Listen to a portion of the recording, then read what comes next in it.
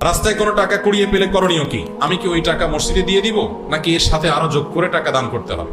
আমাদের দেশে অনেক মাসআলা আগের যুগের মুরব্বীরা বানাইছে, সৎ উদ্দেশ্যে অসৎ কাজ করছেন, সৎ উদ্দেশ্যে অসৎ কাজ করছেন, নেক উদ্দেশ্যে জাল হাদিস বানাইছে। এরকম অনেক বিষয় আছে।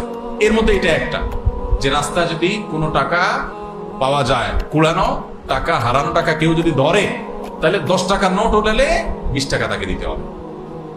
এটা একটা জাল হাদিস। এই জাল হাদিস যারা বানাইছেন তাদের একটা নেক নিয়ত ছিল। কি নিয়ত সেটা? যাতে করে মানুষ যেমনে সেমনে টাকা ধরার সাহস না করে, যে ধরলে কিন্তু আমার 20 টাকা দেওয়া লাগবে, বাবা তার চাইতে না ধরি, যার টাকা সেই পাক। এরকম বহু নেক উদ্দেশ্যে জাল হাদিস বানাইছে। যেমন রাতে যে আমাদের খাবারের প্লেট, এটা খায়া পানি, ধোয়া পানি, আগে গ্রামের আমরা মাটির ঘরে, টিনের ঘরে থাকতাম, তো এটা বাহিরে ফেলানো যাবে না রাত্রে, তাইলে ক্ষতি হবে। এই মাসালা যারা